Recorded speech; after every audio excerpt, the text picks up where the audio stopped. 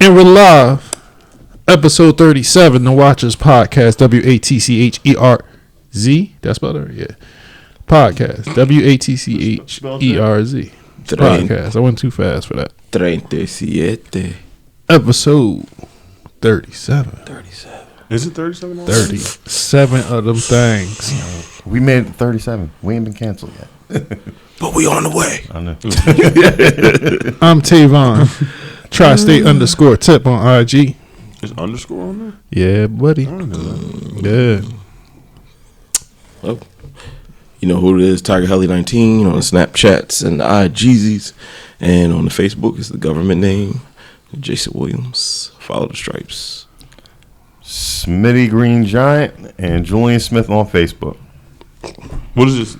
Oh, no. Smitty 365 on Instagram. I'm sorry, I'm having a moment. Today was a good day.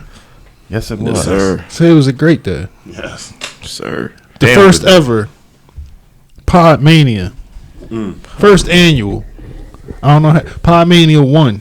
Yeah. Mm-hmm. How Okay. many you want? That was a lot of When fun. we go in the history books and they look at the first ever, Mm-hmm. you know who's going to be next to the winner's name? Watches. The Watchers Podcast, Yes. goddammit. Yes. Yes. If I had a round of applause here.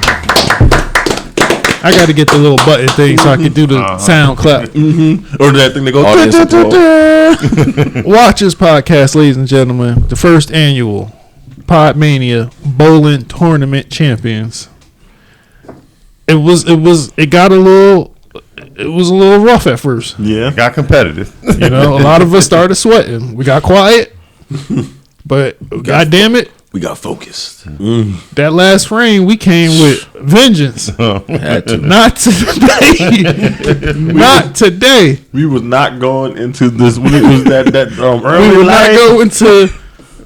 We're Now not you got going me to the messed up night. on I don't know what it is either. We're not going quietly into the night. Yeah, don't go quietly into the night. It wasn't going down like that. Snatched victory from the jaws of defeat. Yeah. In the 10th frame. Yeah, Quote 10 LL frame Cool comeback. J. Don't call it a comeback. They thought they had a walk-off win. So we'll try to get some of the footage Michael posted, Mathis. Yes. post it online for you guys. I'm so glad that I Instagram, got your personal maybe even property your YouTube. right now. It will be safe with me and the rest of the watchers. Yes. For the time being. Today was not Smitty Green Giant. It was the damaging that showed up. Yeah, it was. It caused a lot of it. Damaging was whooping ass today. So he is our MVP of the series of the first annual PodMANIA. PodMANIA 1. Yes. Yes. Kept us in the game. He got the belts. We're gonna try to get him 2 belts so he can walk with the Roman Reigns. I'm But- having a table but, right now. Took the belt off of Mr. Mike Mathis. And what was his team's name again? The Grim Reapers. The Grim Reaper. I'm loving the fact that I'm holding It was fitting. Yeah. It was fitting. They had the perfect name. They got buried today. And Mike, I'm so glad that I'm holding your personal property. And it's going to be with me for a very, very, very, very long time.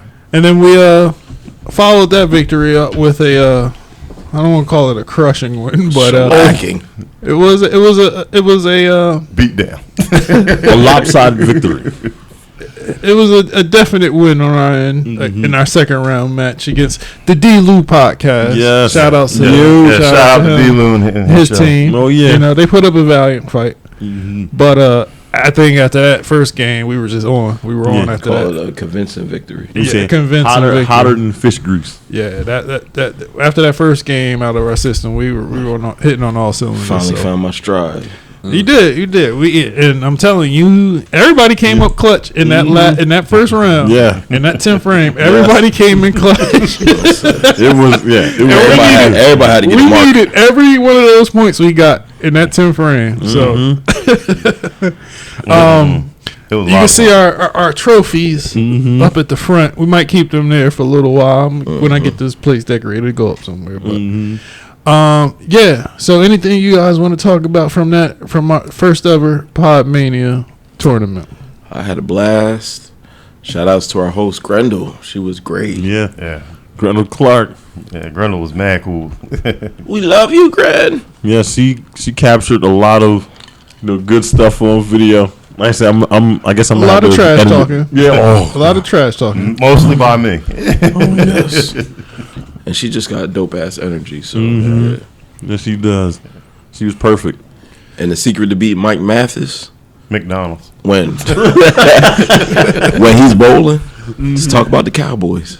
He gonna gutter ball every time. Yeah. Yep. Yeah. He Without a doubt. He definitely Dak McDonald's, man. had a who is that now? Is it still James Harden? Who is the one that doesn't show up? Who's that person in Mike Mathis in the NBA? James Harden. It's still James Harden? Yep. and Mike Mathis today. Okay. He James Hardened it today. So we needed you game 7. Like I said again, You just had to hit 5 pins, goddamn. You had 2 chances to hit 5. Right. I know. Look, Like I said, what did Cap turned in Game 6 Clay? He did. 10th frame Clay. Game 6 Clay. It was fun though. Good game. I know, It was but some good I'm just games. glad that we're holding on to his personal property for safekeeping, and he's gonna be mad because I'm gonna be putting this belt on various locations on his Facebook page. So stay tuned, Mike. You got a lot of stuff coming with this. So are we gonna do You might a wanna put second? up on So we're gonna do what next year for the second? We're gonna keep it yearly. We could do some other events, but we're gonna keep the bowling official bowling event once a year. That way I'm down we with get the that. bragging rights. We'll see. I'm down. Or are you thinking a little earlier than that? I don't know, because this was an experiment. That was successful. Yeah. So Except for the $15.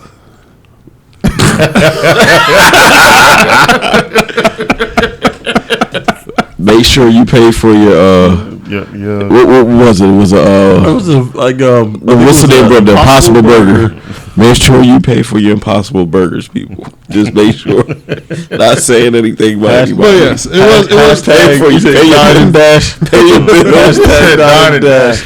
He said, "I was told free bowling and free food." We said we didn't win anyway. I'm coming out a winner one way or another. He said, all the way home. It's crazy. He's like, I'm like, I had a good day. Yeah. That wasn't bad. At work smiling. Yeah, the fun goes. 6 hour nap. It was a good turnout, and maybe some other events come up. Yeah. Once again, shout out to the D-Lou podcast. Yes. That was a lot of fun today. All his teammates, Yeah, all great. It was Lenora, a good Joe, time. Maddie, and Dan. Okay. Yeah, they were great. Yeah, Everybody was cool. everybody was It nice. was a Good vibe. It was a real nice day. It's fun. But Yeah. guess what? The vibe's even better because we won. Yeah, Always, vibes We always won. better when you win. Yeah, I would have cheated regardless if we didn't win that first game. I just said, "Oh, that's a practice round." It's crazy. I haven't bowled in almost probably like 3 or 4 years. So Shoot, it's been longer for me. the Wednesday of this week, I was like, let me just go sneak in a couple games and just get loose. And I was like, all right, ready. You showed up today. I'll give you that. Jules Man. bowling with You showed purpose. up today. Oh, I got A motivation. man possessed.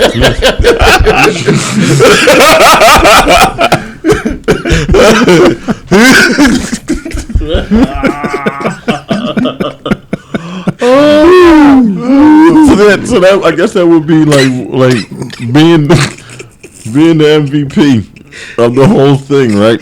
So I'm just trying to see how I can phrase this question. Okay, so what was what was it like winning the first MVP? Huh? What was it like being the first MVP? You're the first ever MVP of PodMania. It's good. It felt great to do it.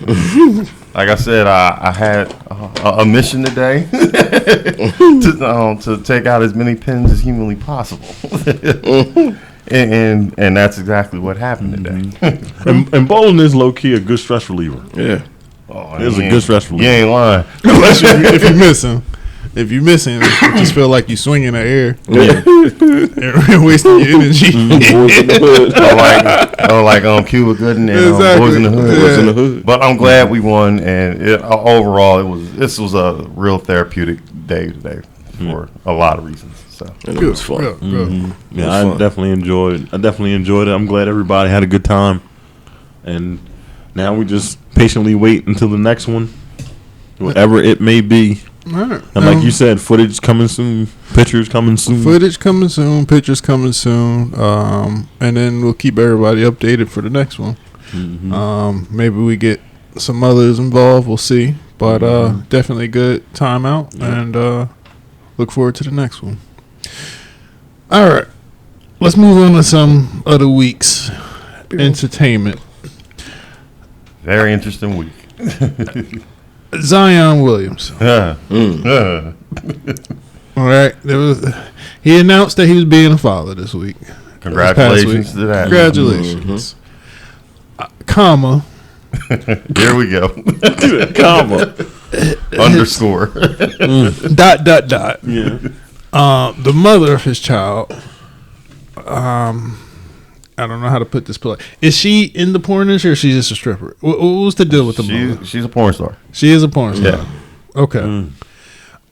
I'm not knocking it. To each his own. Yeah. However, after that announcement, other porn stars started coming out and saying, well, damn, what about me?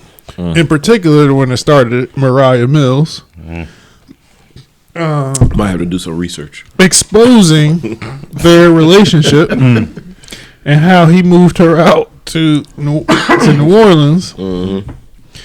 He'd been beating it down raw and everything. Yeah, city boy. And she was like, you hitting raw and you got a child on the way with another. And like, I wish you'd have just told me. And then she's like, you know what? Fuck it. I'm still sticking around.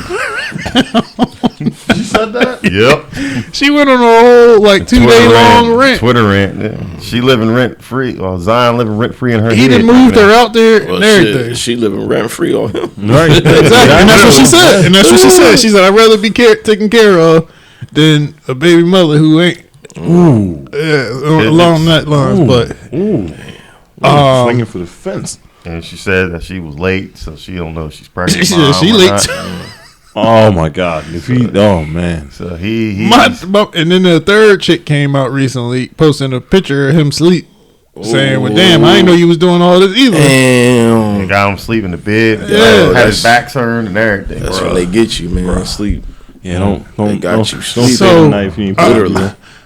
Before I get specifically on Zion, these young boys, They ain't listening. him and John Morant came in the same class. Mm-hmm. These young boys Guns out and here, out here living. All right, they living. They living 1980s hoop dreams. And they said, "You the next Magic," and he took it literally.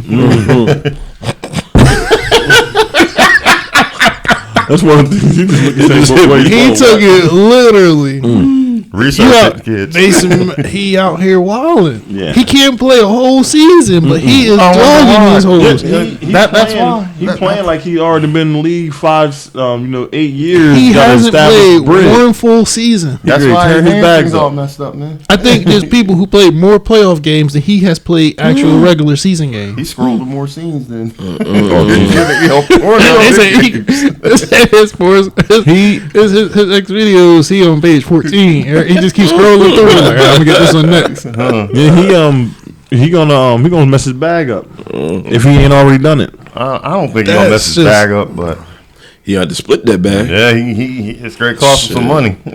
But for real, That's wild. I don't know if it's a generation thing. It is. I don't know if it's just young kids coming into a lot of money early. Yup. But where was people? Let's say LeBron. So LeBron is a hard. I know LeBron got bodies somewhere. Oh yeah, he hides as LeBron well. got bodies. And the whole league do. They either dead or he got them on NDAs. If they couldn't get them to sign the NDA, they got them out of here. They put something in they drink, and they Delonte West them. Ooh. You think that's a coincidence? Possibly. I mean, you never know what's going on, but I mean, if you're in the NBA, you are a traveling circus, so that's going to be expected. But I think it's like you said, man. These young boys out here. But was it like that life in our generation too? So let's say Carmelo's probably wild. Carmelo was probably wild. And the thing is, we didn't we're the generation that came up on the internet. So it's hard to tell. 90s was probably wild. It probably was, I think in the 90s was worse than what it is. Also, but ain't none of them get a porn star pregnant. But all of them. I think that's the first time we knew of. We got allegedly. this. But all those guys too that was coming up around time when we were young, they are those guys was more into winning. Like they weren't worrying about establishing a brand and having commercials for this thing and for that thing. They was worrying about winning. They wanted to be champions. These guys ain't they worried were about still being smashing chicks too. Yeah, without a doubt. I'm pretty sure they wasn't wild. But they weren't. Their perspective was different. They weren't out here like how these guys are. We weren't here. Only person you heard of doing stuff like this was what, Magic Johnson. I think they all do. And low key, I think they all do. Yeah, low key, I think they all do. I think they all. I think a lot of them are smarter than. Yeah, they got money. Than just all of them got money. Raw dogging a porn star. a lot of them knew how to wrap it up. Multiple, exactly. Wrapped it up, not Magic, but. And that's. But that wasn't the thing back then. That wasn't. I don't know if Trojan. I'm sure Trojan around, but they was using sheepskins back then. Lifestyles, Durex. Anyway, something. I'm just saying. I feel like right now you should be smarter than that. Yeah. At this point in the stage in the game, and with 2023, how many previous life lessons from somebody else do you have to see? Yeah. Before it happens to you, before you be like, yo, maybe they don't give a fuck. Maybe it is. They just don't give a fuck. They just know they know they getting money. They can do what they want. So. Yep. But they get booted from the league and can't play there. Then what?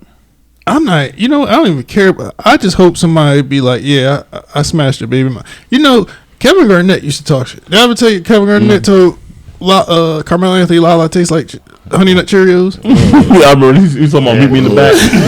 They was a great fight over that, wasn't it? And that's just fuel for me. Like if I'm about to go against Zion and I'm afraid he about to drop bro, I saw your baby mother on I watched X videos last night. On video number 17. Like, I was watching it before I started again. On video number 17. Matter of fact, I'm subscribed to her OnlyFans. I had her doing this for $5. Like wild shit. Now that's even worse. Yeah, that's even worse than saying I watched. What's crazy? The sad part is one of the players are probably gonna say that though. That's why I'm telling you, I'm petty enough to. If not all of them, they call that use a competitive angle. Exactly, competitive edge. And I'm not. I see. It does sound like I'm knocking sex work. Look, my thing is, I don't believe that was his first choice in having a baby mother as a porn star. I think he was just out there wilding and it caught up to him. And that's what my problem is. If he loves this girl and thinks that's good for them, and I take everything else, I just don't feel that's the case. Wrap it up, folks. Yes, please. Wrap it up. Please. Practice safe breath. Safe breath. Safe breath. You don't want an 18-year-old headache. I mean, he got the money. He got the money. He do, but I don't know how long. The well gonna run dry depending on how he got one more season for me. For real. If he don't play basketball this season coming up, I'm writing him off. But they was even saying like he was ready to play, but mentally he wasn't ready. I don't get it. He wasn't mentally ready. He was. He smacked. I couldn't find him. Were you hanging out with Ben Simmons? Cold-blooded.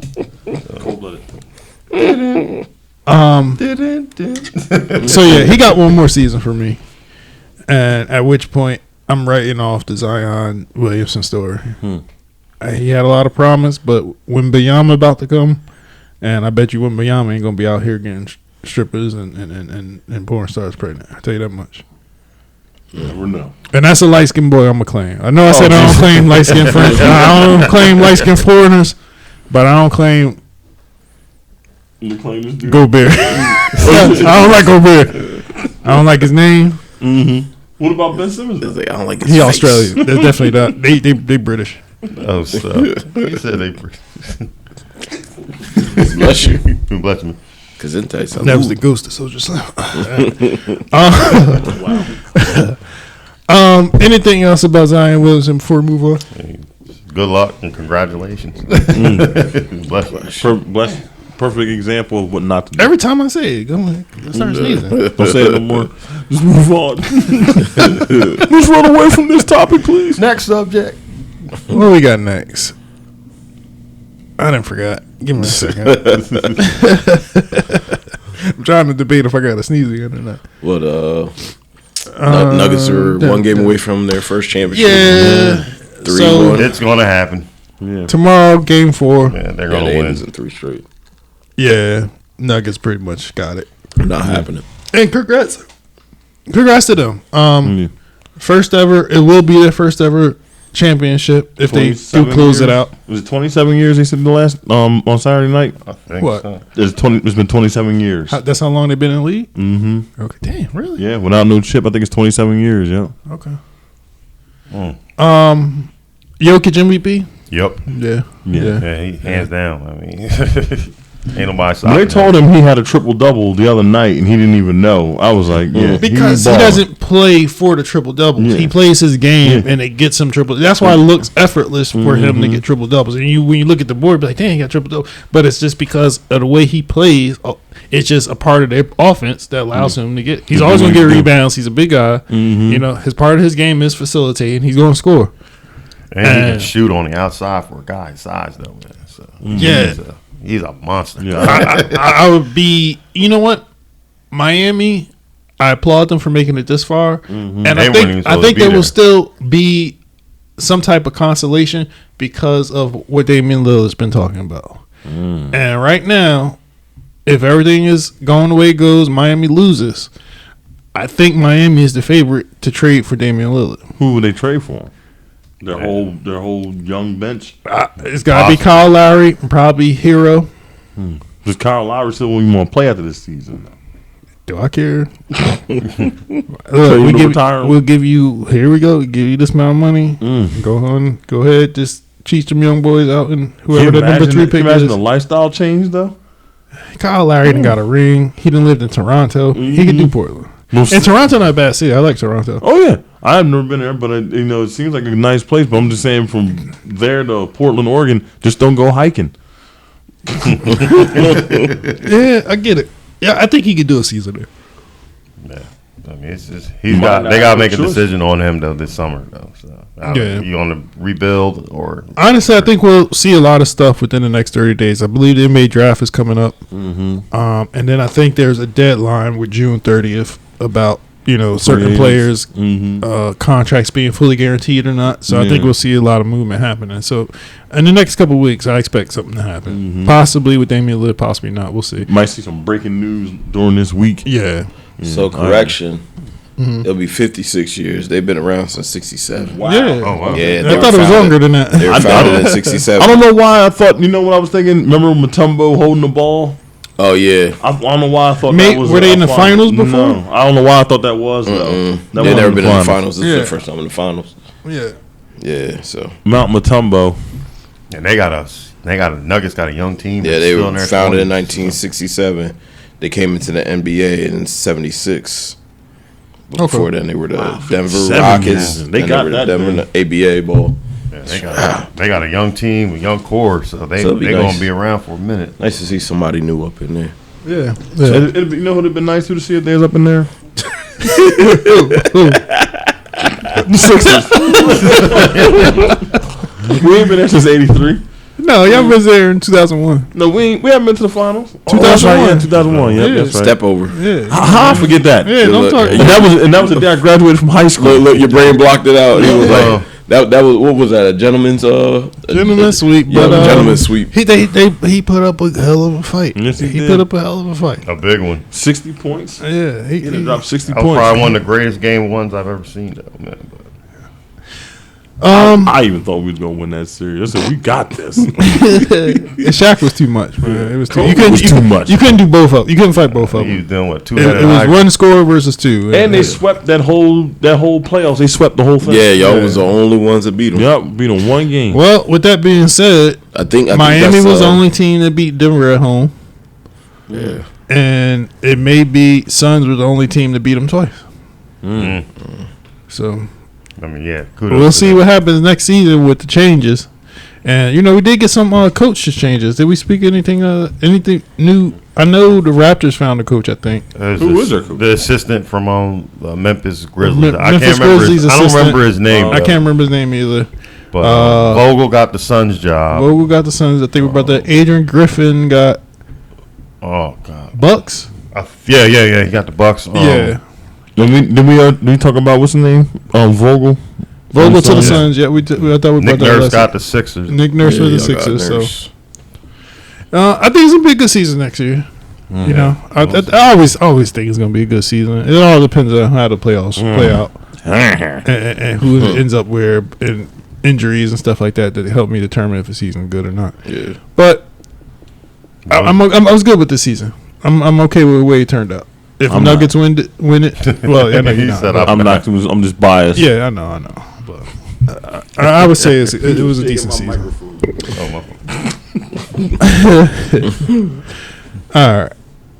Let's. Anything else with basketball, Mister? Nope. I think that's it. I've had enough. I had it though. Well, unfortunately, we did have a death this week. I feel like every week we've been having one. It's crazy. Passing of Iron Sheik, WWEF legend. Cheeky baby. I cannot remember his real name. I'm trying to look it up real quick. It's hard to say. It's not hard to say, but it's something to say. Let me see. I was just looking at it the other day. Iron Sheik.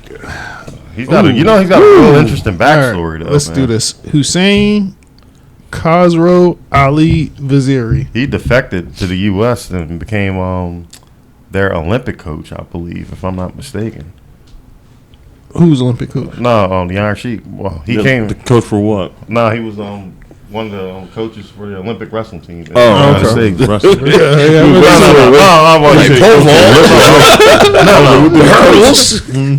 Nah, he it was him and Sergeant Slaughter. They both went to Ted. Oh, they did it for real. he was a legit. Yeah, that was the weirdest storyline ever, man. What's that? When they made Sergeant Slaughter, what is he, an Arab sympathizer or something like that? Yeah, during Desert Storm. Yeah, out of all It things. was crazy. So, did Iron Sheik have a...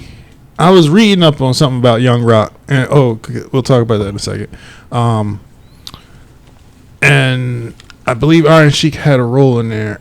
Well, and he's the one that coined the phrase jabroni. And there was a mention of Iron Sheik having a manager, and I can't remember. Sultan? Great Sultan? Oh, yeah. What was his manager's name? God, let me see if I can find it real quick.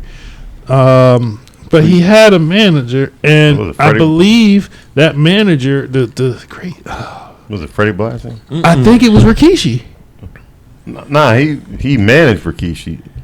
So he was the manager for Rikishi? Yeah. If I'm not mistaken. Is that how I'm reading it? I know who you're talking about, but I see him in my head. I just can't remember his name. What did him and Rikishi do together?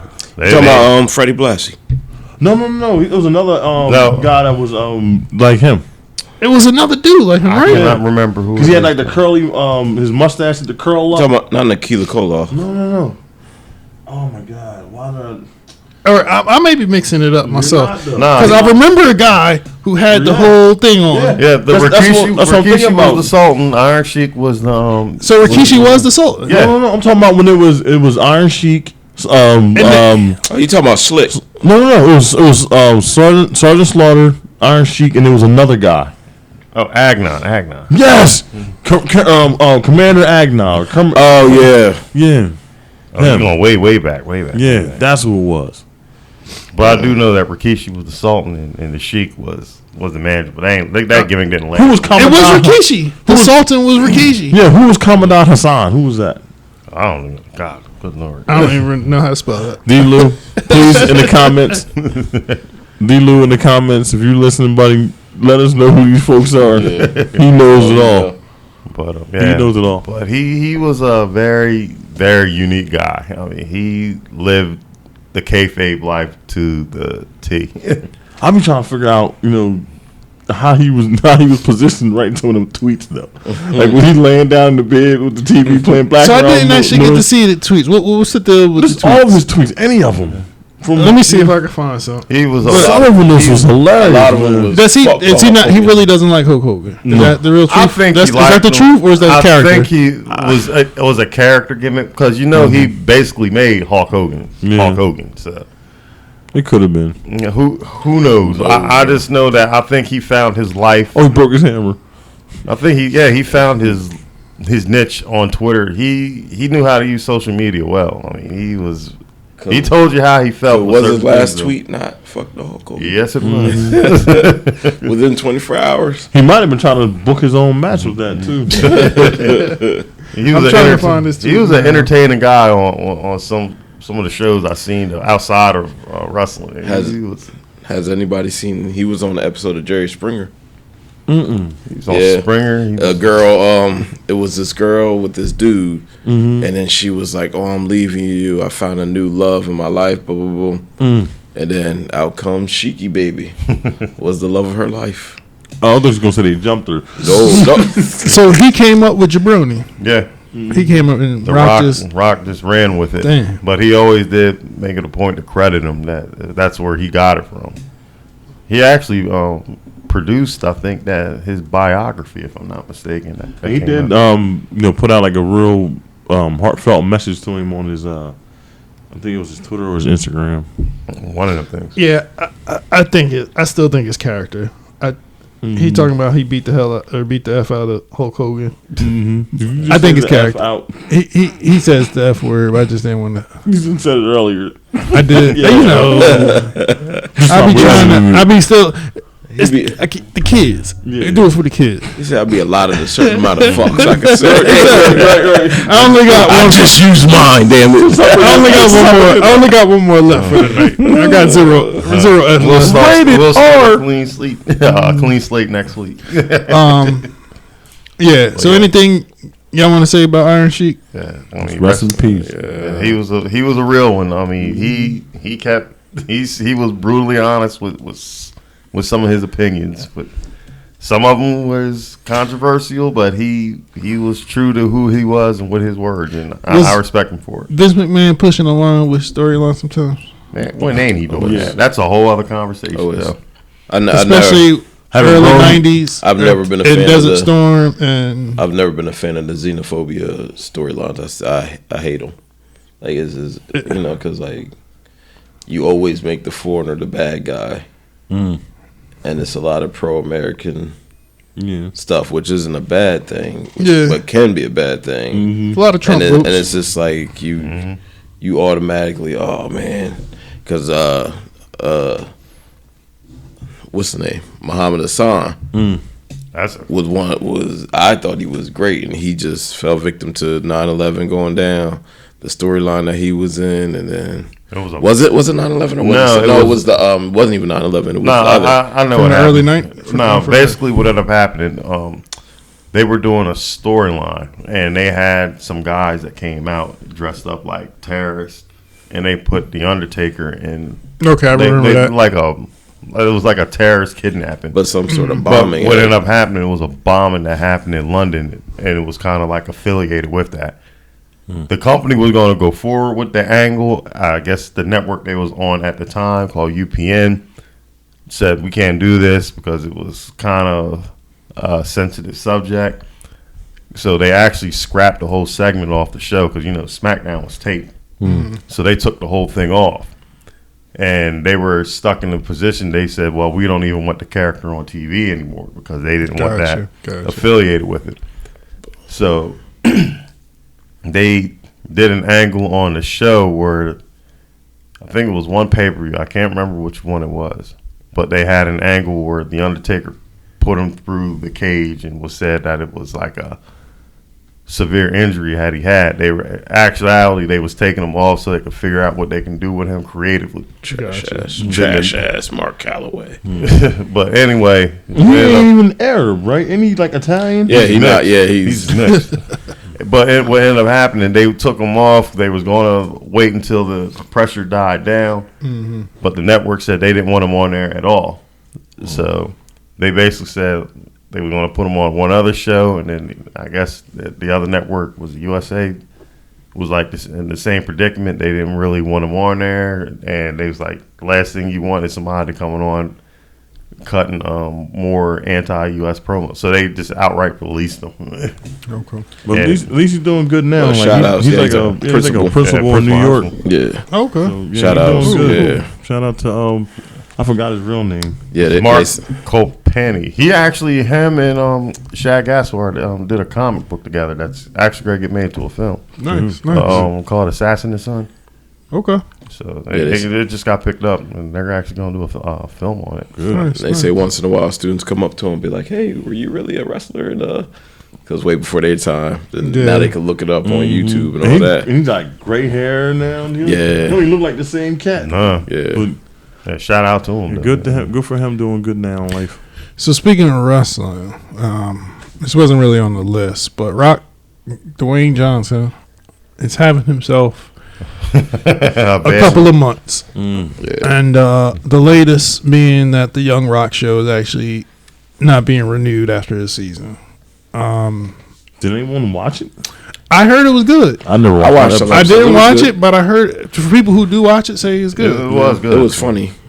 And then they were one of the best as far as casting characters to really look like the people that they were. At like one of I'll say one of the top shows as far as you casted somebody and I'm watching, I know exactly who you were, who they were supposed to play. Like they did a good job finding these people.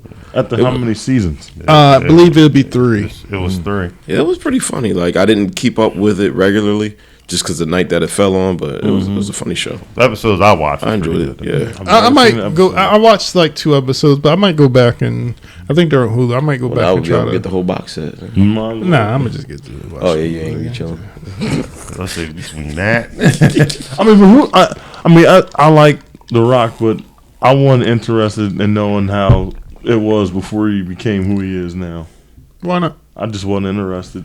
I felt like I grew up with him in the ring. I think part of it for me was also the backstage of what I remember from when I was a child that we didn't get to see. That I was hoping that it would show. You know, I didn't like they showed him in his interactions with Stone Cold backstage. Hunter Hearst Helmsley back then. There was another character, which is why I was looking up the show. I'm trying to see who this character is replacing because I don't think it's a real character. The guy's name is like Billy Frost or something like that. Oh, I know what you're talking about. And I'm trying to see who he's supposed to be in real life. It was supposed to be, I guess, him and Shawn Michaels had a beef, but I think he didn't want to put his name out there out of respect, or he just didn't want to like beat a dead issue. But a lot of people were saying that Shawn didn't want to do business with him. Didn't want to do business with him. Yeah. Shawn racist? Shawn Michaels racist? Nah, I don't know if I he's hope racist. not. I don't know what it is. I don't know if he's racist or not. Is Hulk Hogan racist? Oh boy, I watched that last week. You saw the Rich thing, and right? Shameless. Yeah. Is Hulk Hogan racist? I knew the story about it. I think he is. The verbiage. He's too comfortable saying it, man. What did he say? I don't use it. What did he say? And then Some bullshit ass answer. And then he was like, we're all a little bit racist. And then he says, he said something trying to explain why he used it, and then he was like, I'm not racist all the time. Some bullshit like that. This when he's in Hulk Terry Bollea format, he's racist when Hulk Hogan. That whole thing was weird. Yeah. That whole thing was weird. Yeah. That Florida, the Bubba Love Sponge. They a little wild. And I forgot that happened. Yeah. With Bubba the Love Sponge. Yeah. That's why he got kicked out of Impact, right? I guess. I don't know. Impact? He was in the middle of Impact at the time. When it happened. It was so messy. You know what's crazy? And you taping him. Like, he was taping him. It's some weird fetish shit. Like, and then Hogan didn't know. Like, I know Hogan didn't know, but the whole situation, like, for one, I don't care who you are. You know, I'm not gonna say go ahead and smash my wife. Yeah, Man, you crossed all kind of boundaries with that. You know, but I don't blame Hulk Hogan for that. That was old boy saying smash his wife, and then old boy is recording you. So now Hulk me Hogan? as Hulk, I was about to say Hulk Hogan. That's kind of who he is. As Hulk Hogan, now I gotta look back at the situation like, yo, this motherfucker weird. Like, you wanted me to smash your wife, so you could record me smashing your wife. What are you doing? Yeah. What are you doing? I don't know, man. Why- It's a weird ass Watching it? situation. You watching this shit, Yeah, that's weird, man. and I'm staying at your house. You probably breathing over me while I'm asleep. Like, what the fuck is going on He here? wanted the 24-inch python. brother. Yeah, I can't co-sign none of that shit. He wanted to tear Hogan's T-shirt. Hulk Hogan, Hulk Hogan might be a little racist. Hulk Hogan might be a little racist. Yeah, I wouldn't say a little. I'll say a lot. We'll give him about 65%. Anytime he told his daughter she couldn't bring, a person of color home. Yeah, Unless he was a basketball player. Yeah. Magic Johnson. Brooke Hogan. Whew. She had a song with Royce the 5'9" once. She did. Did she have a song with Yeah. Chameleon there too? She was into that stuff. She was a singer? The dad ain't. Yeah. She was on music. The dad and other stuff. I don't remember none of this. So yeah, Rock's having a couple bad months. I know Black Adam is controversial about if it sold or not. He's back in the Fast and Furious franchise That's after his he only said bright he wasn't spot. going to be. I'm not going to write him off. I do think Batista, out of all wrestler turned actors, is still probably the best one. Number one, yeah. But Who would've I thought? think The Rock is, at some point he had to come down because his high was going on for like years, and at some point it had to come back to reality. Yep. And I think that's what's happening. Yep. And some people oversold on him, some people undersold him. Right now, I think he's coming back to where his market should be, and I think it's, you might have extended yourself a lot in some of these roles, and now you're looked at as this. Let's try to get you the right role for you. You don't got to be in every movie. Maybe that's what he wants to do. Maybe he just say, you know what, hey, just give me my $2 million so I can do this movie and be out to the next one. Maybe that's him. That's him. I mean, he got a pretty extensive catalog. Where Exactly. he can do that. He has a lot of movies under his belt now. I would say he's an established actor. However, a lot of times when I see him, or let's just say somebody who crossed over into acting, it's hard for you to see them as the character they're playing. And I felt like maybe we finally saw that in Black Adam. And I remember kind of bringing that up when we were watching. We watched Black Adam, we didn't see The Rock, we saw Black Adam. But when I see Batista play, especially in Drax, I don't see Batista. I see Drax. Yeah. In that last Guardians movie, I was emotional. Like, he didn't even do much. He was just making jokes. But the storytelling that they did for him complimented What he was doing. his lack or not lack of acting. He was actually good in that M. Shyamalan movie. Yeah. Oh, yeah. He has a lot of. He had a couple decent roles where I'm like, it's not bad. It's not bad. That was surprising out of it. I couldn't see The Rock playing that character. Who, Drax or The Cabin in the Woods? No, He was really good in that. I couldn't though. see Cena doing it either. and that it's hard for because I like Cena, but I feel like Cena right now has to be the dumb jock.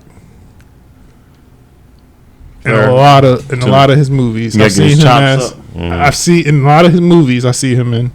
He's always like a funny, relief. but not funny because he has punchlines. It's more funny because he's like kind of. I think he's working to his strengths right Well, now. you know what he is? He's Channing Tatum. Oh, Similar, but I see them in similar roles. But even Channing yeah, Tatum. I can see him in 22 Jump Street. I can see John Cena in Johnny like that. Yeah. and those kind of rules. Yeah. By the way, I like the Jump Street movies. I like them too. Maybe They're funny. And I'm not knocking John Cena. I like him in the roles that he's been selected for. Yeah. I just feel that somewhere along the lines, he needs to take a chance. to do something Batista took it as a craft and was like, I'm going to be selective about my roles. I want them to challenge. I remember hearing him talk about this, that he didn't want to just be another wrestler turned actor, that he's taking acting seriously, and he wants roles that challenge him, which is part of the reason why he's leaving Drax. Because he doesn't want people to just view him as that. He wants to have a role that pushes him as an actor. And he was good. And His send off was beautiful. What's the Daniel Craig movie? Spectre. He was in that. Yeah, Spectre. Knives Out. Yeah. Another. Well, it wasn't called Knives Out. Glass Onion. Glass Onion. It was Yeah. Knives Out, Glass Onion. Yeah. And I enjoyed it. With, I enjoyed it. With Janelle Monáe. I didn't think it was better than the first one, but it was good. It was not. It was not. I liked them both. I do like the first one. I think better. Yeah. I think it did. I think if the second one had a little bit more time, it'd have been better. It felt long. You The second one did feel long to me. I felt like it needed 15 more minutes because I wasn't fully engaged like how I was in the other one. I like them for different reasons. They felt too different. Okay. I just felt the story, I was more worried about who done it in the first one than I was in the second one. And also, I don't think, nothing against them. They weren't bad actors, but I just think the chemistry wasn't there like how it was in the first one. Maybe. It's possible. It kind of, some of it felt forced, but Batista was shining through that whole thing. Yeah. He definitely is. That's what he do. And it's always, that rumor that Edward Norton's hard to work with. So maybe that was what was throwing it all off for me, too. I don't know if He's a good actor, but great actor. But I just think that, just because of his prior history. What Edward Norton movie don't you like? That I don't like? Yeah. I didn't like the 25th Hour. I don't remember that. Are you sure that's not Nicolas Cage? Nah, it's Spike Lee. It was him when he was like a criminal and he was like spending his last day out before he had to turn himself in. And Rosario Dawson was his girlfriend. I forgot who his dad was. Okay, I don't think I've seen that. Yeah, it was okay, but I've seen it maybe twice and that was enough for me. I get to say that somebody brought to me before that he thinks Edward Norton is really selective of his movies, and it's hard to pick a bad Edward Norton movie. You may not like him in every role he does, but the movie itself is American History X. Yeah, that was good. You didn't like him, or at least initially on. He was good. What can you say was a bad Edward Norton movie? And I'm like, I have to go Google. I would have to. I like him as Incredible Hulk. I did too. Yeah, I thought he was good. Did y'all like what was a movie that was? Oh, what was a movie with him and Wahlberg? Was it We Own the Night, or was that not him? Wahlberg? Was Mark Wahlberg? Mark Wahlberg and Edward Norton. Who was We Own the Night? I thought that was after. No. I'm thinking of him and Colin Farrell. When they were in New York, they were the cops in New York. They were brothers and cops in New York. Something in Glory or something like that. Pride and Glory, I think it was called. I think you're right. I didn't like that movie. You didn't like it. I didn't like that one. I don't think I've seen it. That movie I didn't like. I turned it off like halfway through. I haven't seen it.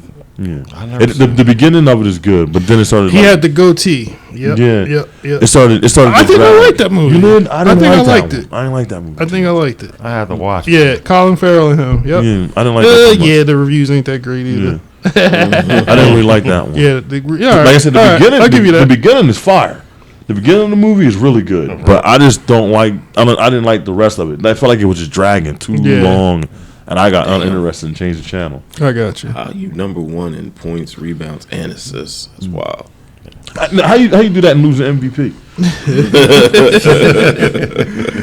All right. Well, let's stick on to movies. I did not get a chance to see it. I know you guys did. So if you can, do a non-spoiler version of your review on the latest Transformers movie. What's the name of it? Rise of the Beast. Rise of the Beast. All right. I know they incorporated the characters from Beast Wars, but that's where that's my knowledge of the movie. So whoever wants to start, if you want to give it like a 1 through 10, and if you can try to elaborate without spoiling anything. I guess I'll start. I'll give it a 7. That groan was deep. I thought you got something more to that or no? I was going to say I'll give it a 7. I thought the action scenes was very good. I don't want to really like spoil it too much, but I'll just say the action scenes was good. The story had a little bit of heart to it, but it could have been a little bit more for me. Okay. But it did put a lot of focus on where it needed to be on, which was the actual robots itself. So Okay. And in terms of all the Transformers movies, where do you rank this one? I will say this is, out of all of them, this would be my second. Behind. I like Bumblebee first. It's this one, then it's Dark of the Moon, and then the rest of them after Dark that. of the Moon's the second one, right? No, it's the third one. The third Transformer movie is the one I'm gonna pull up the old I think it's Transformer Dark movies. of the Moon. That's Dark those of are the my Moon. favorites. I mean, that's my top three out of that entire thing. And Six then, films now, right? Or five? I think it's six. How many did Mark Wahlberg have? 2 or 3? He did two. He did So 2. 7 of them. Now. Terrible. So 3, 2, Bumblebee, And this. and then this one. So 7. Yeah. Like I Jeez, said, I don't feel like we that deep. That's what she said. Hey, I just remember when the Transformers fast. We were fast too. real quick. I just remember when the first Transformers trailer came out. Though I thought that was like a badass thing that they did though when they had it on the moon thing. You didn't know what it was actually. No. It was a lot of action. Like, hey, maybe it's Voltron. Or you know what? You know what I'm messing up? It was the Cloverfield. Cloverfield. It was the Cloverfield trailer. And everybody was I like, remember it might be Voltron because they didn't show what exactly was going on. I love Voltron. But I do remember it now. I do remember the Transformers. And they had it on the moon, and Yeah. I think you saw. Was it Megatron? You saw a robot. I think. Yeah. I think you definitely did see a robot. Brian, which one? While we're just Voltron real quick. Mm-hmm. The animals or the cars? Which one you like better? Animals. Okay, I'm with you. I'm with you. That's a no-brainer. Yeah, I'm with you. How I felt about Transformers, I thought it was good. I'm gonna give it an 8. Same reasons. Like, no, I gotta give it more than 8 because as much as I love Bumblebee, I kind of like slightly put it over it. Okay. Just a little bit over Bumblebee, and only reason why I put it over Bumblebee a little bit is because some of the subplots that was going on in it. Okay. They had some subplots going on in it that had me. You didn't agree with? No, Okay. that I was liking. In which movie? In Rise of the Beast. Okay. There were some subplots in Rise of the Beast that made me, put my antennas up. Okay. That Bumblebee didn't give me. Bumblebee was a straightforward, great action movie to fix what was wrong with that franchise, and I'm giving it a 9. I give it a 9 because it would fix some things. Now hold on And it one was second. better. Hold on one second. You giving it a 9? Yeah, I got to go up one. I started thinking. Listen. I All had to go up. right. Real quick, Brian. Mm-hmm. What do you give Across the Spider-Verse? A 30? I thought you gave it 8.5. No, did I? You gave Across the Spider-Verse 8.5. Damn, do I like that more? I think Brian said because was it a length issue? Yeah, I Sorry. wanted it longer. Yeah, I wanted that to be longer. Well, which one do you like more, Brian? Damn. Ooh, damn, we wore the throwback jerseys. Damn, you gonna make me do that? If I have to choose, Right now, you're telling me you like Transformers better than Across the Spider-Verse. damn. And mind you, Brian didn't see the first 5 minutes Of of Transformers? Yeah. He missed the first 5 minutes, Damn. which I feel like he see the first 5 minutes. And been like, Really? It's that tough. It's good. Yeah, It's good. it's really sitting got me here like I need because both of them got dialogue issues for me. Dialogue issues. But Think about it. We'll come back. yeah, We'll come back. Matter of fact, what do you rank? So you did say you got Bumblebee ahead of it or no? I got that ahead of Bumblebee. So number 1. Yeah, out of all their that's one. That's your number Bumblebee's 2, and I ain't even gonna bother rating the other ones because I ain't like Okay. none of them. I ain't gonna lie. Jason. None of them Jones I like. Jason, what did you review 1 to 10? I'm fighting between a 9 and a 9.5. Jason, It's good. It's good. Like Jason, I'm telling Brian, we Jason. sitting there. Jason. I'm halfway through the movie. What did you give Spider-Verse? You remember? I think I gave Spider-Verse 9.5? 9.5. I got it. It's close. And what you got Bumblebee. What? I mean, sorry, you got Rise of the Beast. I got between 9. I'm gonna say 9.25. Okay, I'm ready. Yeah, all right. Yeah, never mind. It's not. You- it's not over Spider-Verse. Not for me. It's that close to Spider-Verse. Shit, for me, yeah. It was good. It was good. All right, I'm sitting here. Look, I got to thinking. All right. You gave me some time to think. I don't think it's better than Spider-Verse. Ranking of Transformers It's hands movies. down the best Transformer movie. It's the best. Their best go. And I probably had Bumblebee between. None of y'all had Shia LaBeouf's. No, I'm getting ready to say. I said I had Bumblebee. I enjoyed the Shia LaBeouf ones. Either 1 or 2. I can't remember because I haven't watched them in a while. But 1 and 2 I like. I know it got weird for me once. The Dark of the Moon. Dark of the Moon is 3. Age of the Fallen was where I started to come That's off. Mark Wahlberg. And then the one Age of Extinction, whatever the one with Grimlock was. Yeah, that's where they lost I've never me. watched that one. That's bad. Don't. Man. The Age of Revenge of the Fallen. Yeah, Revenge of the Fallen. 2. Age of Extinction. That's the third one. Then they had Last Night or something like that. Yeah, Dark Night. Yeah. That's when they just started going all over the place with it. Man. They got weird. But and Michael Bay did those last 2, right? He did. He produced them. He didn't direct them. This one is probably my favorite, and I do like the Shia LaBeouf ones. But okay, this one is from the music to the setting to the fine details. Like I was talking to Brian about, they pay so much attention to like fine little details that I'm not used to with the Transformer franchise. Like it was like small things I caught, small things that were said that came back up later, just like little details and just how everything looked. Okay. And the time period, because it takes place before. I did hear it was like, I'm like trying to. I heard it's 90s, 93, 94. I'm gonna. I don't want to know too much because I want to see how this. Yeah, they're gonna tell you that in the beginning. All like right. they tell it's you what year it is. It's a little weird to me, but we'll see. And what year is Bumblebee in? Is that the 80s? That's I think 80. It was probably 80s. Okay. Bumblebee, I think, is 80s. Okay, yeah, that movie was so good. All right, so I'm hearing recommend to watch from all of you. Yeah, yes, definitely. And I don't put it over Spider-Verse. You don't put it. No, okay. I had to think about it. There's scenes in Spider-Verse that make me go, never mind. Okay. All right. I just wanted to make sure. They competing though. I didn't know it was that good. They compete. All right. Okay.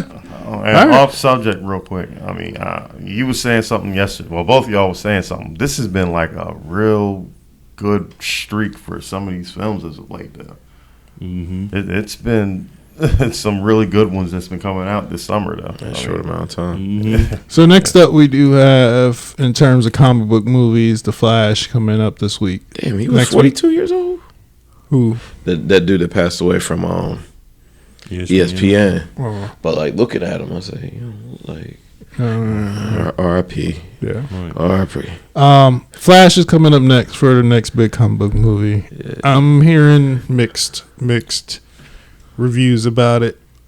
I'll wait for our next. I think so by the time we come back here, we should have seen it. So we'll wait to give our official review on it. But since we are here, and we can kind of close out on it. Do y'all want to revisit Across the Spider-Verse? Yes. Oh yeah. And now that an extra week has been in the books, the people who hadn't had a chance to see it, hopefully had a chance to see it. If you haven't, I would say go ahead, just like, comment, subscribe, all that good jazz, and then go ahead and click away from this video. Get out now. I'm gonna hold up Mike. spoiler alert, talk time, and we can kind of go in depth with Spider-Man. All right, when Mike's belt go down, that means we're talking heavy on it. Okay. Oh shit. Yep. Yeah. Okay. Heavyweight belt. Heavyweight Conversation. conversation. All right. Conversation piece.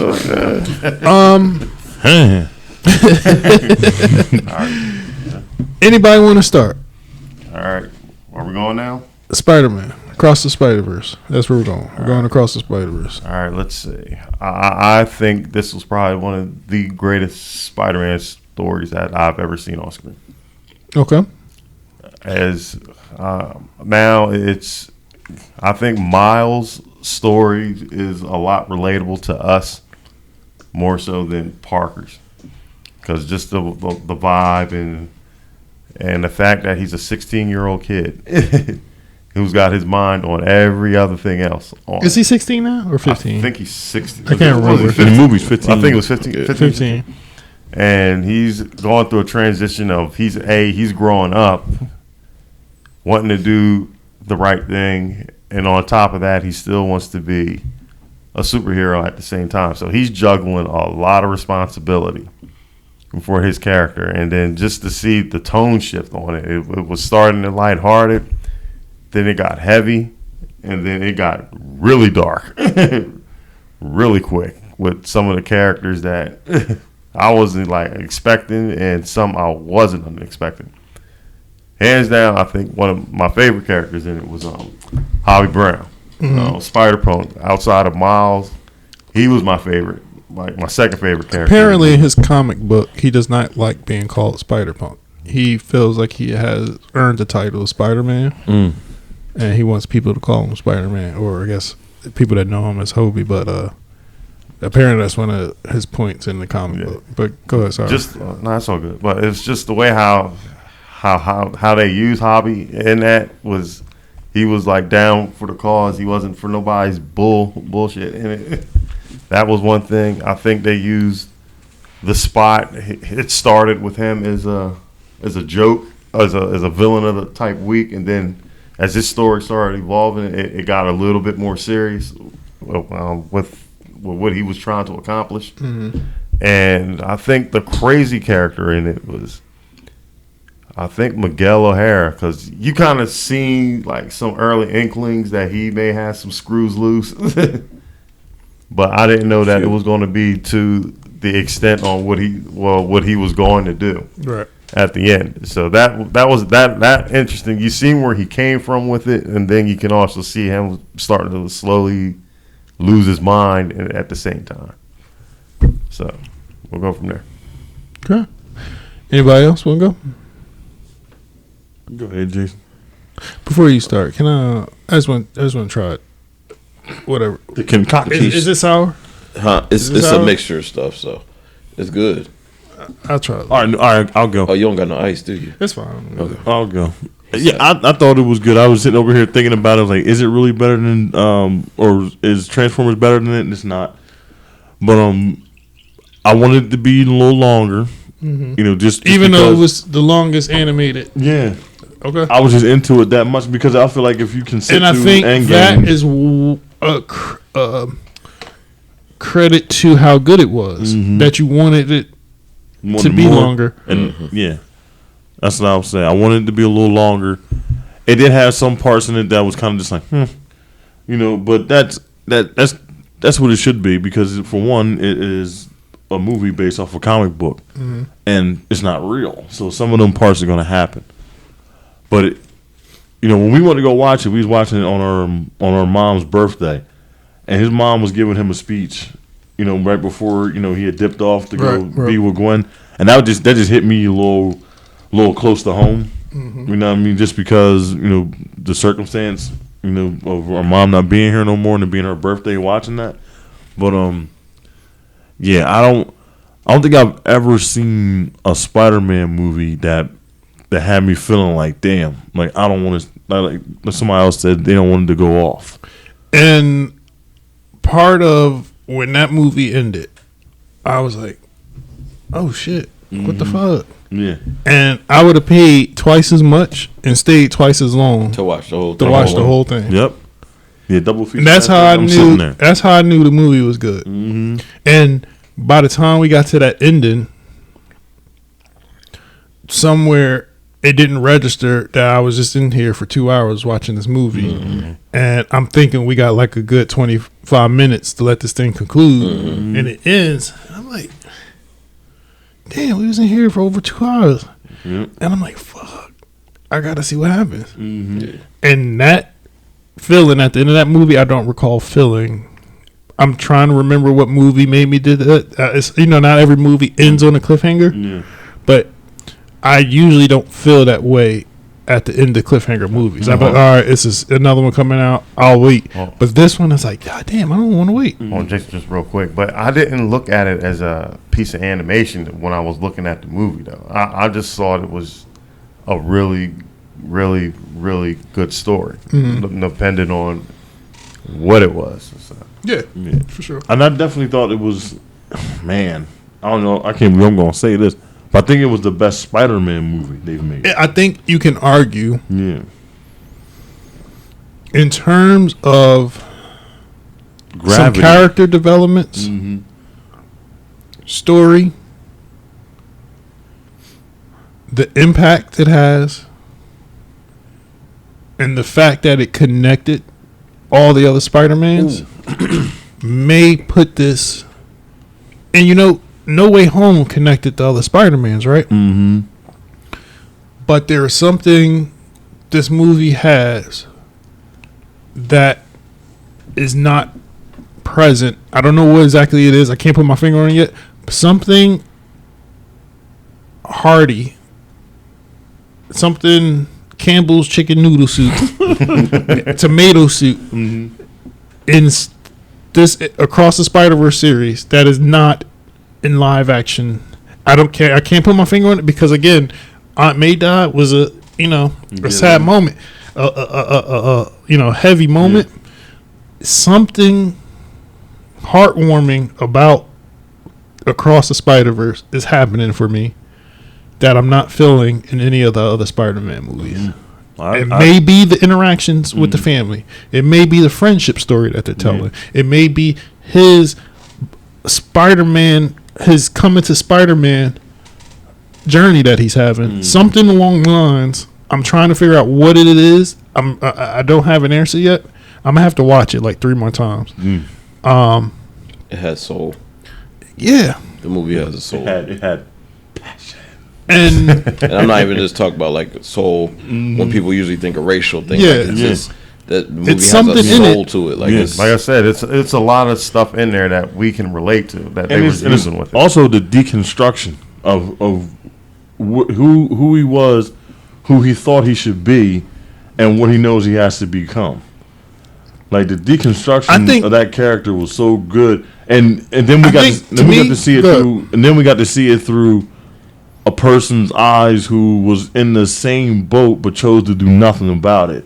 Him being Spider-Man 2099. So, I don't want to call it a counter argument, but the way I would interpret that, I would say the first movie was his deconstruction.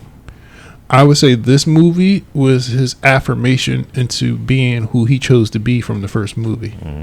He just got his world exposed. He got exposed to what he thought was real wasn't real. He thought all the other Spider-Mans will always do what's right. He wanted to be like them. He wanted to hang out with them. But he got exposed to the truth. Y'all all not like what I believed y'all to be. And this is what I believe on. And he was like, Peter, you wouldn't if you had the chance to save any of the people, you wouldn't have done it. And Peter looks down and he was like, all y'all are frauds. Yeah. I'm Spider-Man and I'm going to show y'all how I'm going to do it my way. And I don't know. This is probably a Spider-Man story where Peter Parker, has to make a choice, right? And he's always going to try to do the right thing, somebody dying or not. He's still going to try. Right. I think this is a theme amongst all Spider-Mans, right? For him to go against their belief. It's something about it that is like, I don't know if it's because he's black too. I'm not gonna lie. I don't know if it's because he's black too. But the stuff that verbiage, certain words are being used, right? You don't belong here. You weren't supposed to be the one.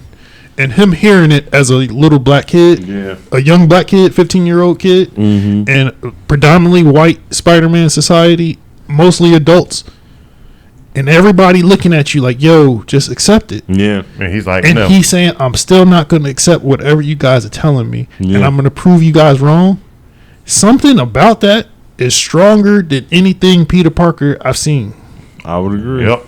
I would agree. And that is where he is. I think he is my favorite Spider-Man, and I like Peter Parker Spider-Man. I like the variations. I like the stories that they tell. But it's something about him accepting that you guys aren't what I thought you are, and the moment where he stands up on that little bullet train thing, going to them, and he says, "Nah, I'm Spider-Man, and I'm gonna do it my way," and he tricked everybody. Something about that scene. I gotta rewatch it again because I can't remember every word. I know exactly what you're talking about, man. And because what's his name?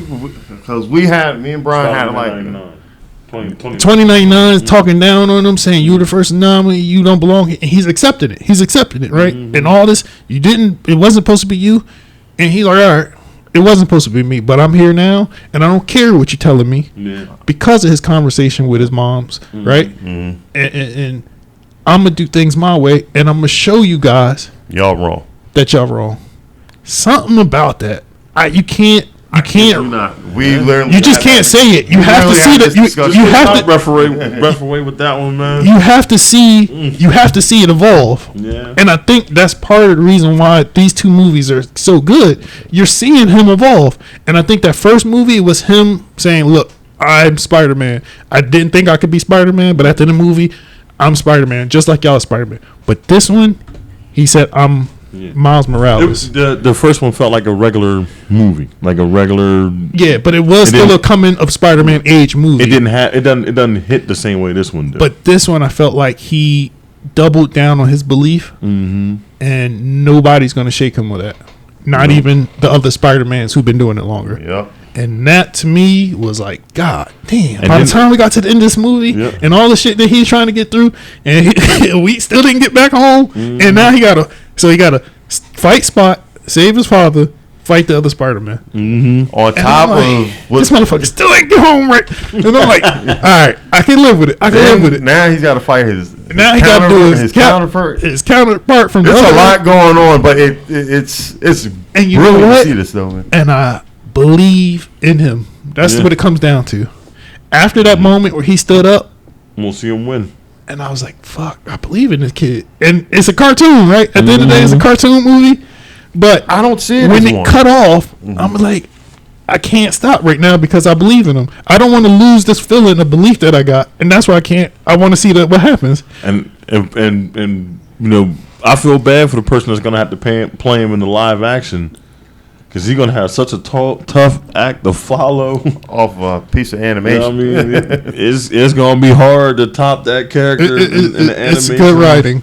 I got to see who the writer team. And you know what? They planned this shit out. Because I went back on the first one. You see that motherfucker get hit in the head with a bagel.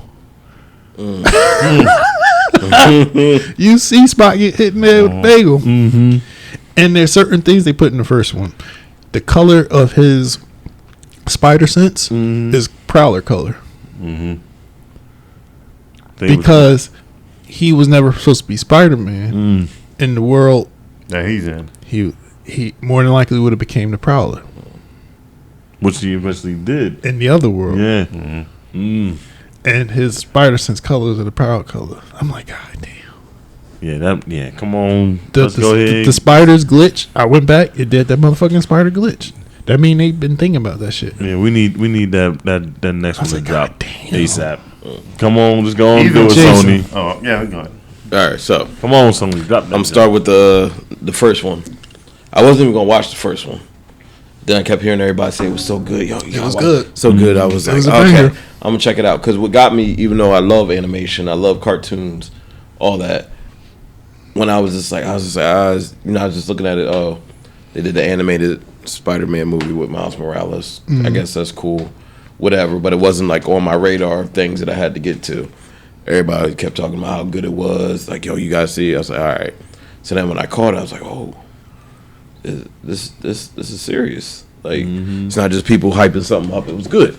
So I was like, all right. So then when I saw the trailer for this one, I probably watched it like 10 times back to front.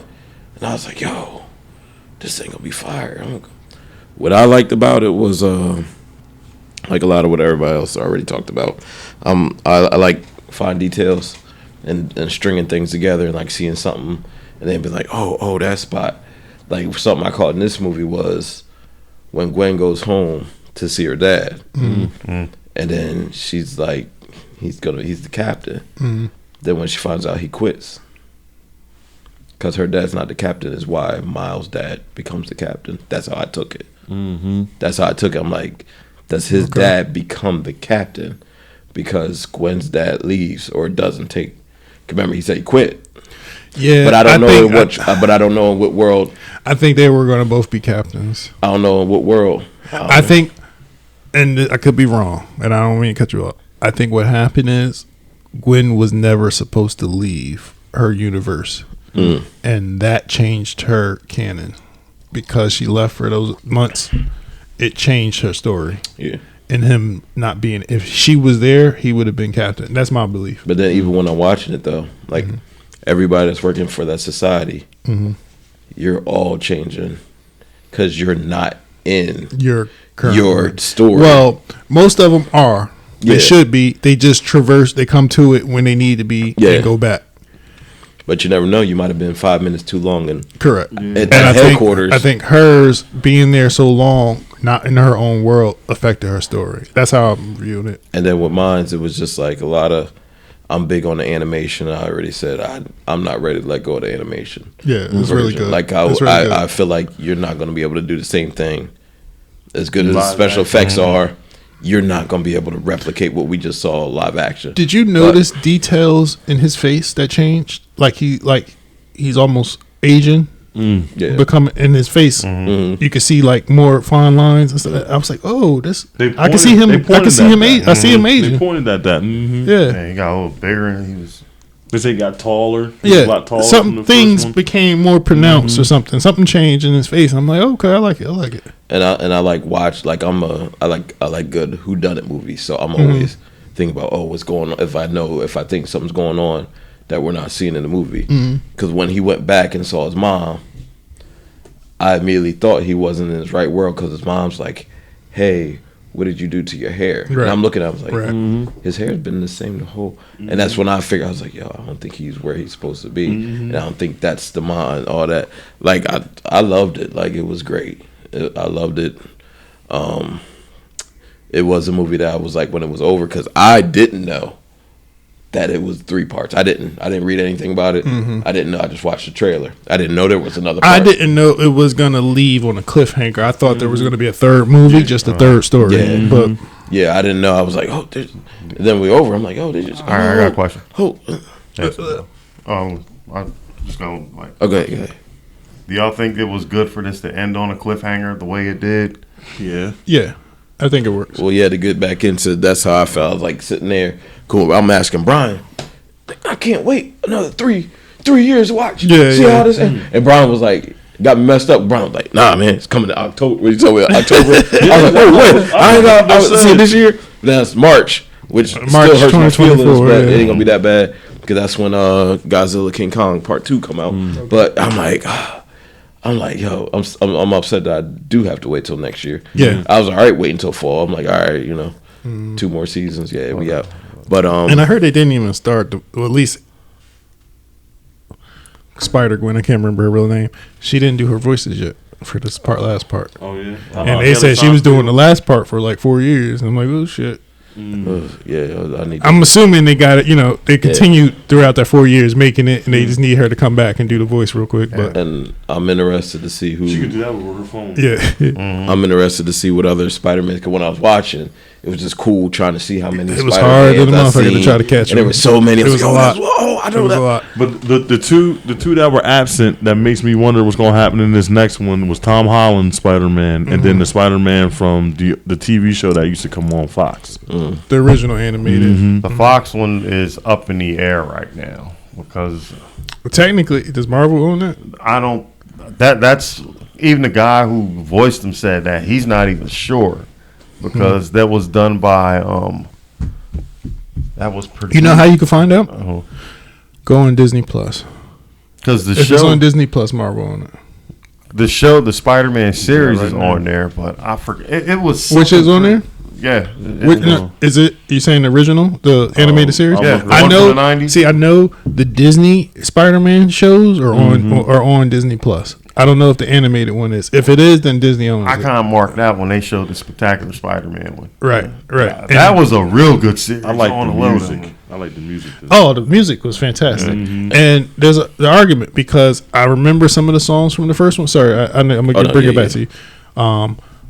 The first one probably had the best banger of the series, which is the Sunflower. Everybody heard that Sunflower song. I think it went platinum, right? Oh yeah. However, it is. Yeah, I think so. Disney probably owned it. That soundtrack from the second, I left that theater and I immediately played the soundtrack. The soundtrack from the second album fits the movie. They may not have a Sunflower-esque banger, but the songs that are on there fit each part of the movie very well.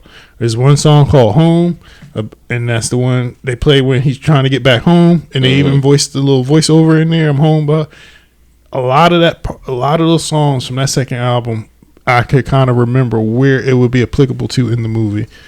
And they got some good songs. Again, none of them probably Sunflower level, but it was a good soundtrack for sure. And then hands down, my favorite was Spider-Punk. Yeah. What's his real name?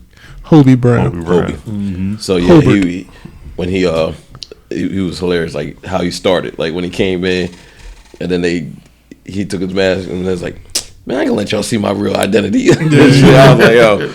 And then I just identify with him because he's like anti-establishment. I'm very He made that very clear. anti-establishment. Like I was like, yo, I feel like if I was a Spider-Man, I would have definitely been. He made that very clear. Then when he took his mask off, he said, "How are you even cooler under the mask?" He's like, "Oh, this is cool." And then we found out that Gwen's pretty much down with the Brown. Oh, that's a whole other side story. Could lead to some other type of movies. Oh, Jesus Christ. But I mean, her arc was even good in it. Even the first, even in the beginning of it, when they were showing like how she lost her Peter and everything, how that went about. I was like, damn, this is just, and the credits didn't even roll. I was like, oh man, this is. And you know what? I think we did get character development from her as well, and we didn't have to see as much as her as we had to see of Miles, but the parts that we did see of her gave her character development. And I would say, I mean, she was a featuring on the first one. I think she got a little bit more screen time on this one, at least a more prominent role. And I don't have nothing bad to say about her character. You know, I see her character development. I think was a little bit more cleaner of a character development, like kind of, I don't want to say easier to foresee. You know, more predictable of a character development. But It served its purpose. It served its purpose. It served its purpose for the story. I mean, it sacrificed the other ones, the other Spider-Man from the first one that she ended up going to go get at the end of this one. And I'm hoping we'll get them back in the next one. And it definitely will. I like some of the spiders from the first one. That was a necessary sacrifice. Yes. Spider-Pig coming. Spider-Pig come back. I think that's everybody. Noir, Nicolas Cage. Hobie. Oh man, there was a Spider-Man I wanted to bring up. Yo, when he quit though, that's And I was That was say, funny. I quit. Damn, what's the Spider-Man I wanted to say? I hope we see. They had a lot of them in there. They even had Spider-Man Unlimited. They had Spider-Man. Had a little taste of Venom. Yeah, that was even crazy. Tobey Maguire, Andrew Garfield, Donald Glover, all those folks was in there. They did. They went above and beyond for fan service. I think they went way above. So yeah, I got high hopes for the next one. Hopefully it stays with the March 24 They said that date is locked. It ain't you'll see things happen and strikes happen and da-da-da-da. And we were supposed to talk about strikes, but I kind of pay the writers. The last thing pay I'm gonna say about the writers and actors. Yeah, pay all of them. Everybody. Well, it's not Teachers. even about Pay that the right teachers, now. too. It's more about coming to an agreement about AI. Who's going to do it? Yeah.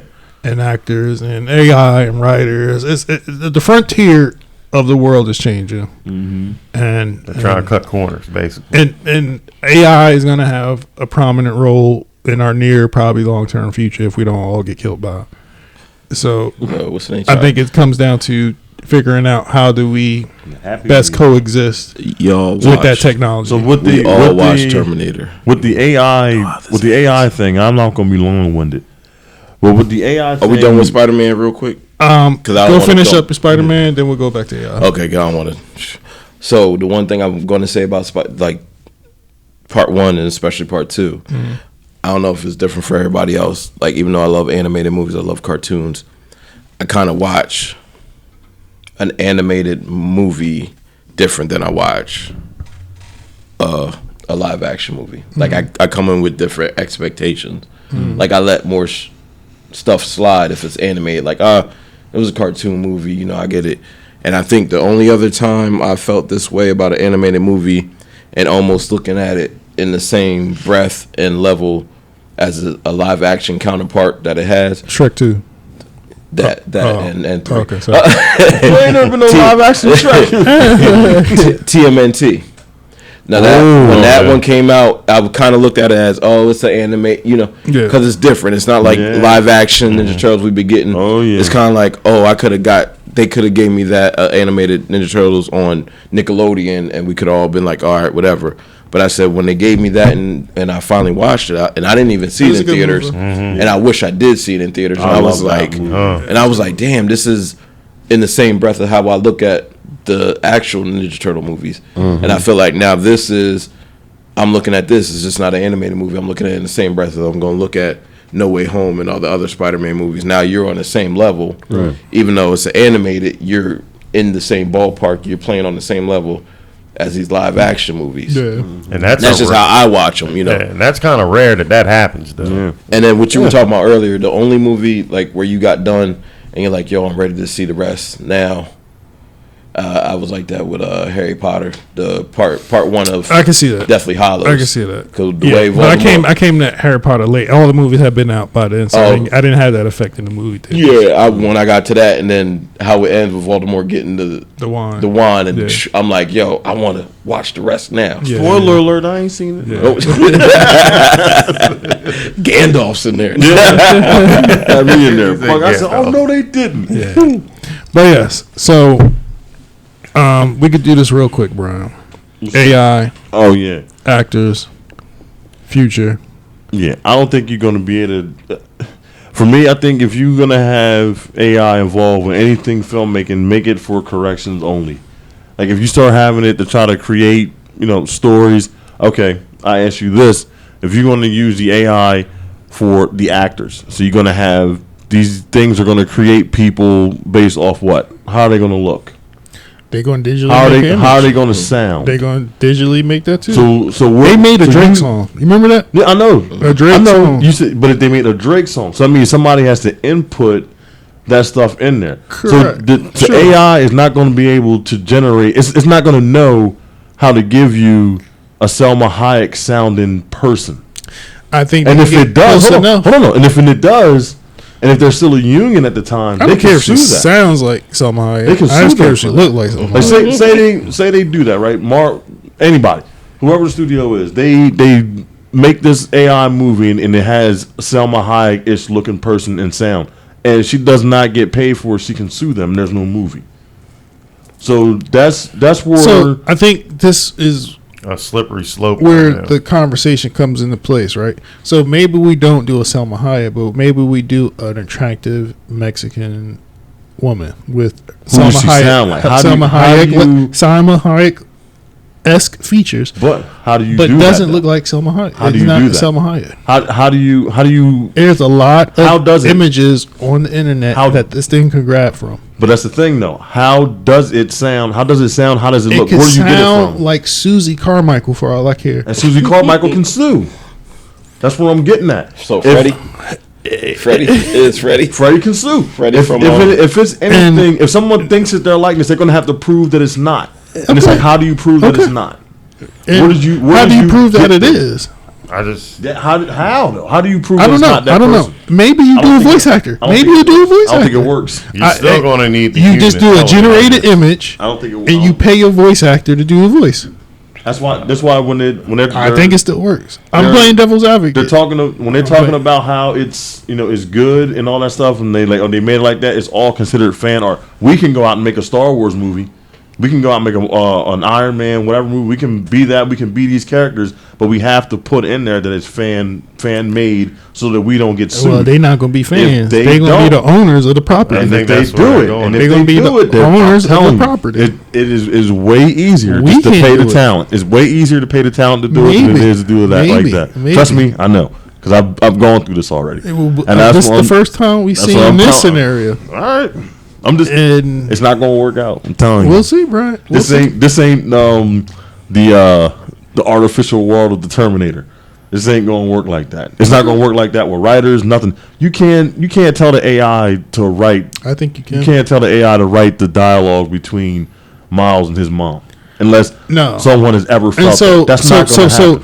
But I bet you I can get it to write Fast X Part 1 and I bet you I can get it to generate the animations and write the plot. I just think this whole and the dialogue. That's how terrible that was. And they probably did use ChatGPT to make that shit. Use AI for faster corrections. Don't use AI to try to generate stories. And but that is where that is where I feel like movies these projects need to start differentiating themselves. Look at the Fast in general, Furious general, and I'm watching because I watched Fast 5 today. They said, "Fuck the story, fuck our writing. Let's just get crazy with the stunts. We don't need a story." And in the long run, maybe people watch it because they've been so long invested in it, right? But 5 more after that. God damn, that was so bad of a movie. It was bad. And it was no effort. You can't tell me that was effort put in that movie. As far as the plot, the writing, the dialogue, there's definitely effort. No it might not be good. It might not be good, but there's definitely effort. ChatGPT came up with that story. ChatGPT came up with the dialogue. Why was there a scene of Jawhead jumping in on the thing to jump on the car? Who's this? Called her Jawhead. You talking about what's the name? Marvel. Larson. Brie Larson. He called her Jawhead. Why is it Jawhead? Oh man! Why was there a cut of her running to jump on the dude back, to jump on the car and point the gun? It was not necessary. It was a waste of a day shooting.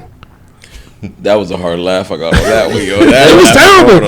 It was a terrible cut. And that scene was, all you had to do was laugh. All behind a green screen. All you could do was laugh. It was all behind a green screen. It made the movie even terrible. Like moments like that just made it even a bad movie even worse for me. And you couldn't do nothing but laugh. Like why does this? I'm lost. Why was there a scene of Dominic Toretto getting hit off the bridge? Why was the storm? Why was the blast there just for his car to be the only car to survive? You didn't even write it. You didn't need to write it in the story. You didn't need to write it in the story. What's the correlation? That is bad writing. And if at that moment, if ChatGPT can give me that level of writing and still sell a movie, then fuck it. Give me ChatGPT. That's my argument. I don't think it's gonna happen like that. Give me ChatGPT. If people still gonna see this bullshit movie just because we got cars on fire, going Super Saiyan, going down mountains, fucking flying in space, then fuck the writing. Give me ChatGPT. Just give me a generic ass plot, and we'll make the explosions work, and then put the movie out. I don't think it's gonna work. That's what it looked like to me. I don't think it's gonna. That's what it looked like in Fast and Furious. I don't think that's gonna work out because I just don't think that you're gonna get the same effect. I agree that there are movies that have something in them, right? In the writing. Across the Spider-Verse is that. I don't think that could be generated by ChatGPT.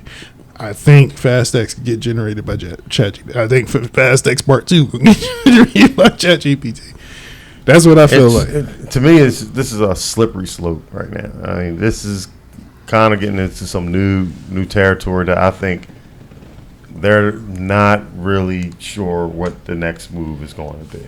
We'll see. I just think companies are cutting corners like all companies now. Well, lay off to keep money, and if they don't have to hire a writer, they don't have to hire an actor, and they can just produce it all in house for $30,000 or $30 million, whatever. To try to recoup their money back because it's their fault, honestly. Like why was Will Ferrell the highest paid actor at one point? Why was Cameron Diaz the highest paid actress at one point? Because they delivered on some movie that they put out. What movies did they do? Cameron Diaz had a run.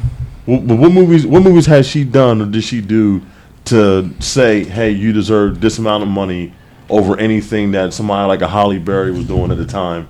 Mike Conley was the top paid in basketball at one point. Who's this? Mike Conley. It don't matter. I'm talking about movies. Yeah, I get it. It's just the times that she came out, contracts were bigger. That's not even a knock. They were paying more. Diaz. More people were going to the movies, and the more revenue came in. The time she came in, and the moment she was hitting on with Charlie's Angels, the one with Ben Stiller, she had a little run going. Something about me. Where it was her time, and it was like, "Hey, we're giving this much money to movies now. Here you go." So and then why her timing was perfect? Why try to run her out of Hollywood when you already then gave her all this bread to do those kind of movies? I don't know what happened. She got ran out because her movies were tanking. Maybe Will Ferrell's movie started to tank. I think Other Guys is like his only real successful movie. No, Step Brothers is great. You have to check that one because I honestly think Other Guys is like the only one that he made that was like a significant amount of money. Will Ferrell got enough money. How much it cost him to make the film? Will Ferrell got enough money, and he got enough sway to get another movie he wants to. Will Ferrell's been doing He's been doing voiceovers. I'm pretty sure I just saw him in something recently. He got something coming out with Seth MacFarlane. He gonna be alright. I can't say the same for what's her name now. Cameron I don't Diaz. that she might be just past her window. I don't know. Yeah, go. You got something? My thing about AI, because I spent my whole life being an artist, drawing since I was little, probably writing since I was in middle school at least.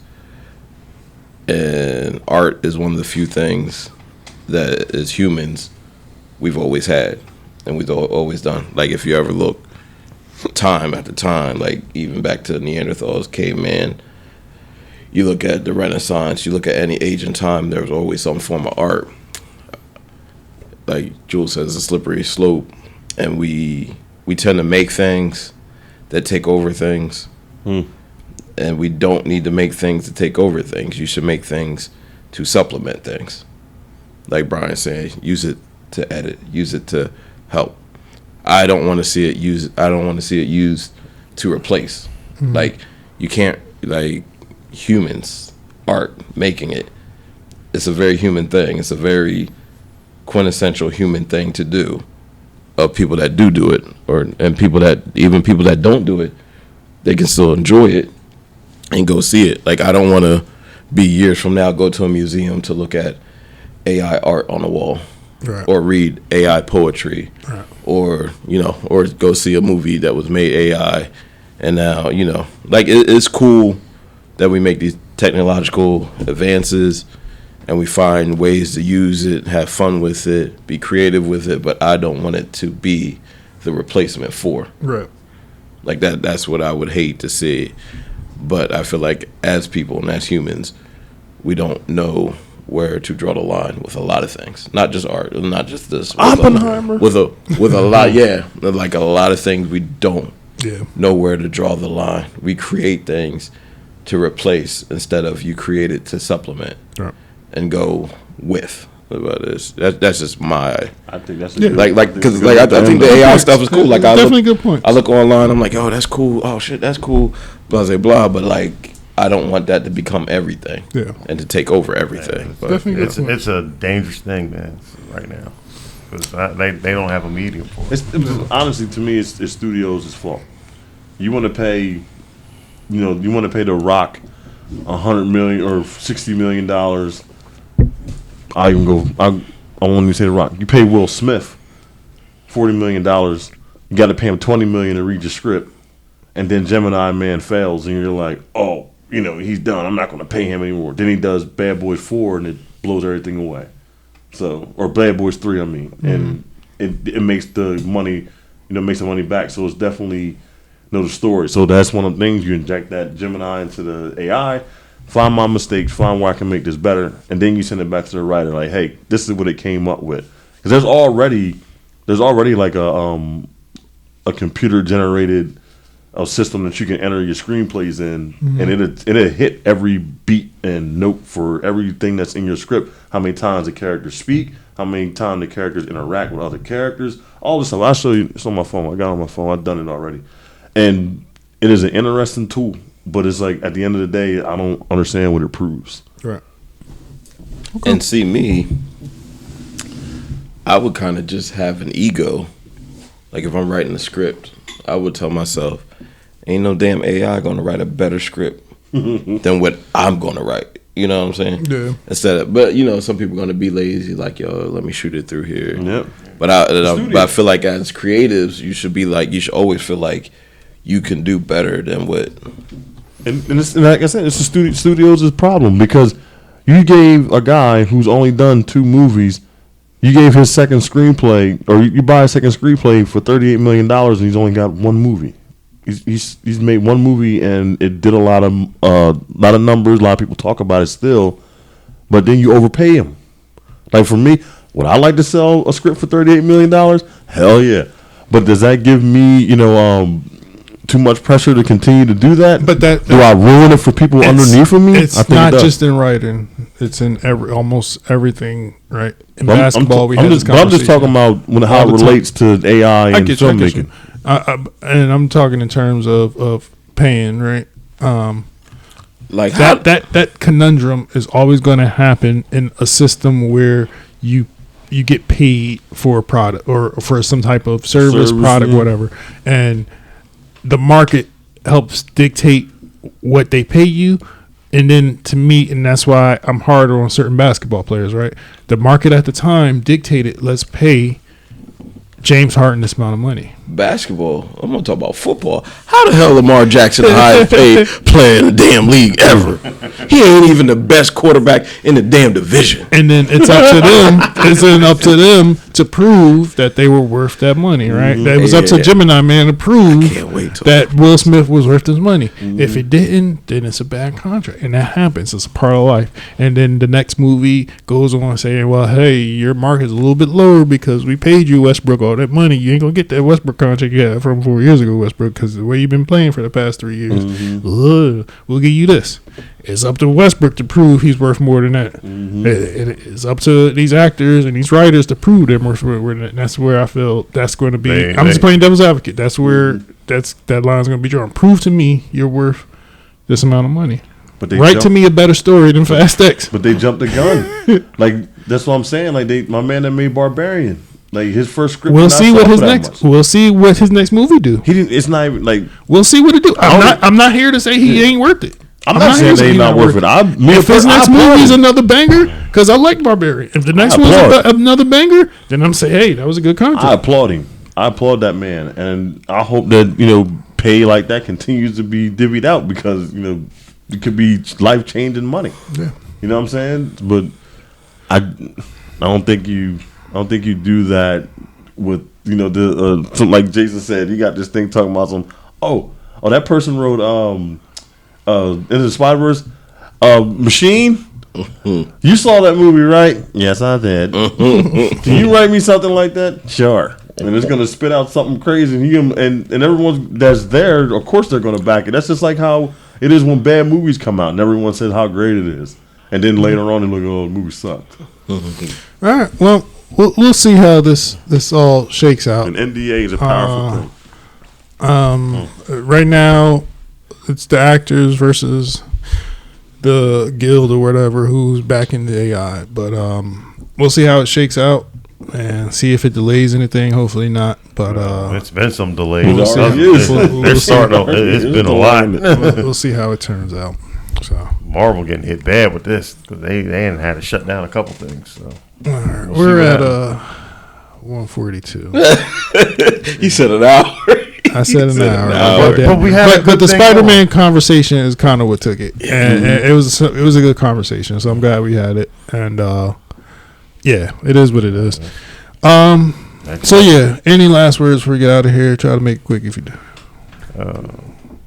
Thank Dame Crafty for the T-shirts that we had earlier. Yes. Thank you for that. And who designed the label or the Rhea_Rabbit on Instagram. Awesome. Thank you for that as well. And thank you for all coming out. Yeah, D-Loop Podcast and friends. Had a blast. Mike Mathis and crew. Taking the L. Grindle and crew. Yeah, thanks to everybody for coming out. It was a good time today. So let's go ahead and wrap this up. That was episode 37, ladies and gentlemen. 37. The Watchers Podcast, WATCHERZ Podcast, and that's on YouTube, Instagram, Spotify, Apple Podcasts, wherever you want to find us. I am Tavon. You can find me at Tri-State _tip on Instagram. Tiger Helly 19, Snapchat, Jeezy, Government, Jason Williams on Facebook. Follow the Stripes. All right, Smitty Green Giant on Instagram, Julian Smith on Facebook. Smittywood 365 on Instagram. All right, ladies and gentlemen. Till next week. Peace. Mike Mathis, this is for you, baby. Yeah. Oh yeah, I got your hardware too.